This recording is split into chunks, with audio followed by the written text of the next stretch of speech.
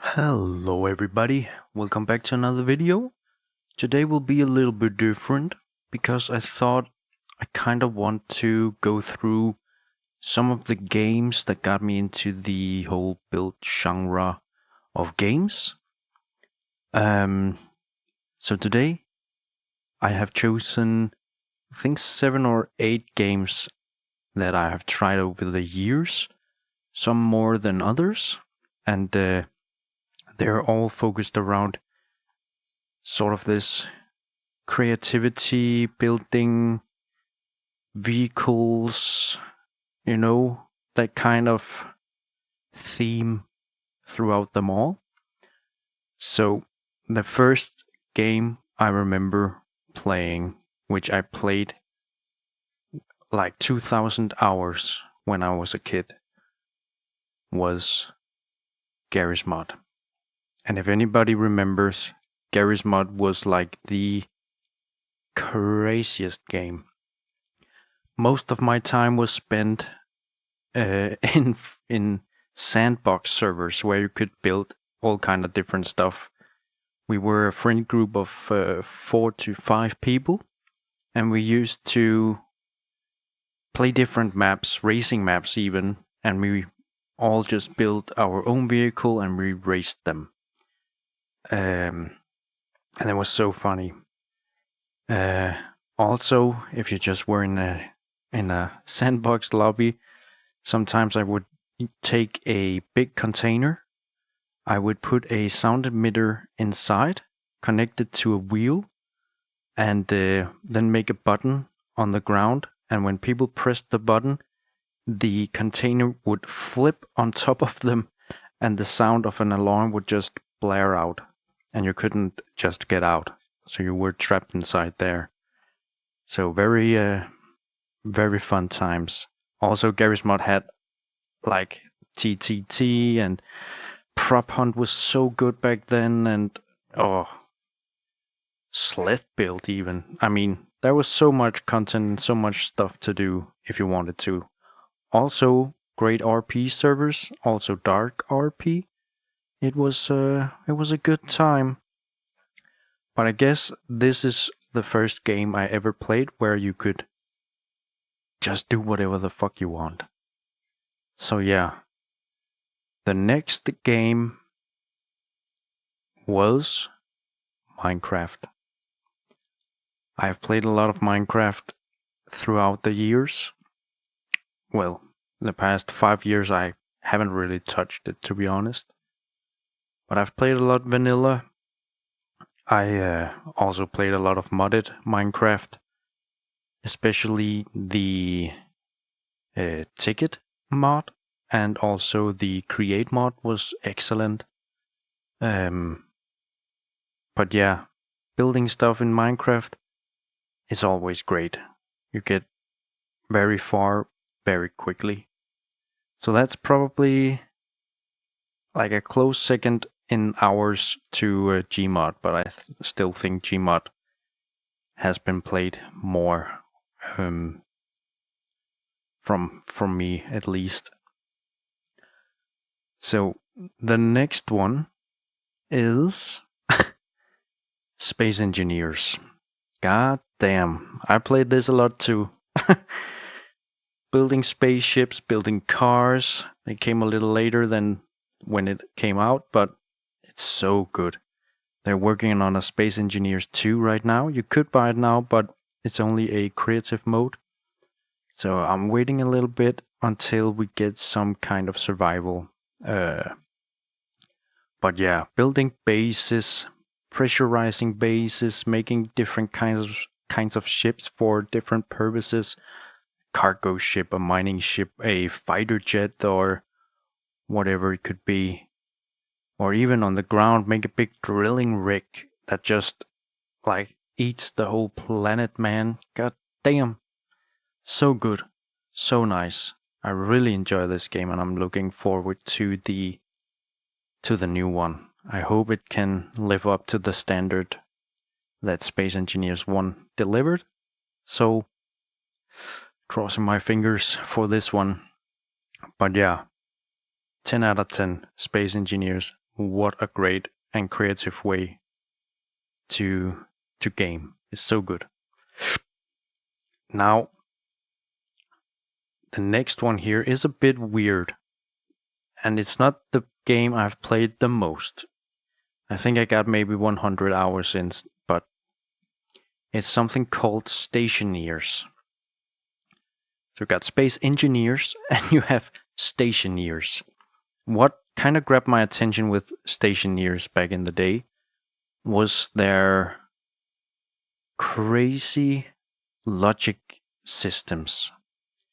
The logic gates here were very well done. You could do so much stuff. Like, for example, here, it's hard to see, but this is a solar panel. So you could put it down and just let it be like this, but you could also put a sensor on it, wire it to follow the sun, and yeah, it's so great to maximize your power efficiency and, store the power for the night, and it's so good. So if you enjoy logic-based building and that kind of stuff and figuring it out, I think this is definitely worth a try. Definitely. So it's the same thing. You need to survive on a planet. And you can grow food. You need to, produce air, and yeah, it's very good. It's very good. So let's just jump right onto the next one. And the next one is, of course, Scrap Mechanic. This is great as well. It's, I think this game kind of made it, it made the genre more mainstream. I think most people know Scrap Mechanic. When it came out, it kind of took the gaming world by storm, because it was easy to get going, Build a car, not hard. You just wired a engine to some bearings and put on a seat and connected it up, and there you go. They also later in the development did the whole survival game, and that's also very good, very funny, great way to use all the creative builds you have done over the years and see them in action. And very diverse game as well. You could make flying jets, or you could make off-roading vehicles, or I'm not sure if they still do it like this, but when I played, when you made flying vehicles, you made a gyroscope in order for it to stay upright. That would actually be quite interesting to see if we could do that in Brickadia. But yeah, that's for another time. Scrap Mechanic, if you haven't played it, I don't see why not. It's easy to build whatever you decide. It can be a little laggy, if I remember right, when you started to build big. So big bases with a lot of moving parts and stuff, it would lag out pretty quickly. So yeah, keep that in mind. The next game is called Stormworks. Stormworks is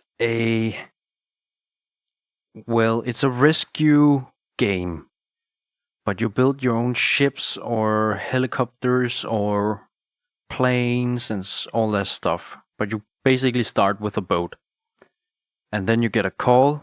There might be a fire on a boat out in the water. So you go there, you put out the fire, you save the people, you drop them off at a hospital, and then you get some money in order to build bigger boats and all this stuff. And when you progress in the game, you can build bigger and bigger ships.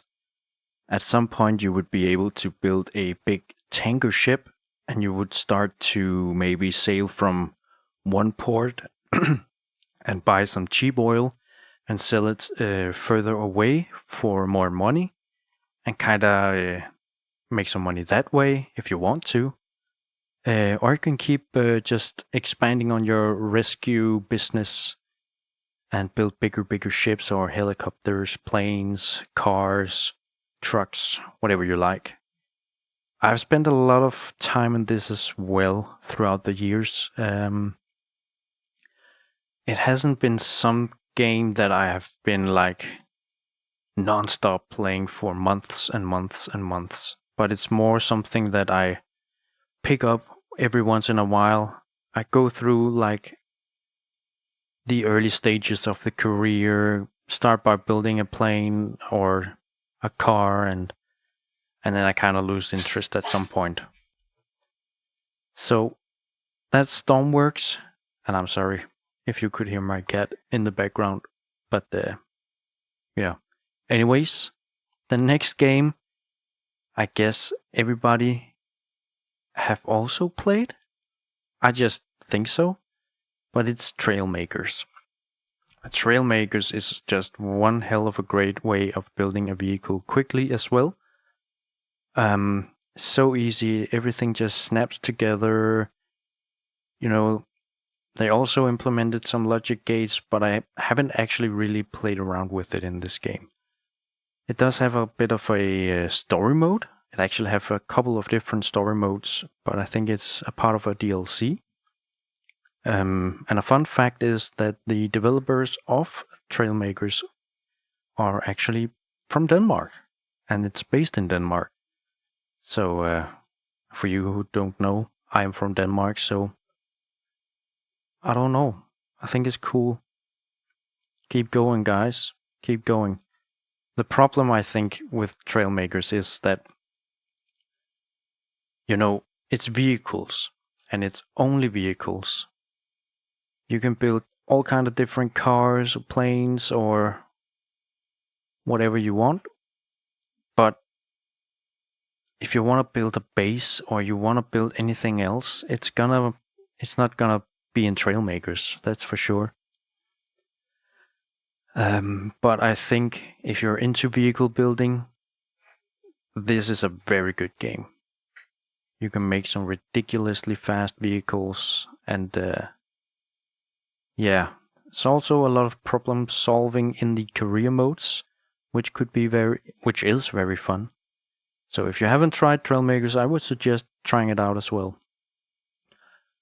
The last game here on the list was like I wasn't really thinking. I thought to myself, maybe this game, maybe I shouldn't put it on the list, but I did it anyways. And it's called Lego Worlds.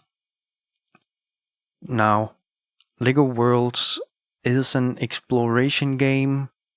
You kind of go around like on an island, and you find all kinds of weird animals. You can mount them and you can ride them around. You find some villagers running around, all that kind of stuff. And you can also build with the Lego bricks. Sadly, it does have a lot of limitations in order for, I remember, if you wanted to have a lot of people walking around in just a small town, it would kind of cap out at one point. So I kind of feel like Lego Worlds is like a sad version of Brickadia. But you could build vehicles, you could build houses, you could explore the islands and so on, which is, I think it's good for like maybe 10 to 20 hours, and then you're not very motivated to keep going, because why would you? Can't build anymore, So, yeah. This is all of the games that I decided to take and show. Some of the games that I have played where creativity has been a big part of it. And yeah, I hope maybe it could inspire some of you guys to try some of these games out. If you haven't tried any of them, probably everybody has tried Minecraft, right? But Stormworks seems to be a little. I would say Stormworks is it's hard to get the engines to work. Everything has to be wired. You need to have a tank with fuel connected to your motor. You have to have coolant and a radiator connected to your engine and an exhaust pipe. You need to, drag out somewhere. You need to have air filter in order to get cold air to the motor, and so on and so on. So it does take a little while to get into. But once you get a hang of it, it's gonna be good. And yeah, Stationeers is great if you wanna explore the possibilities with the logic system in Stationeers.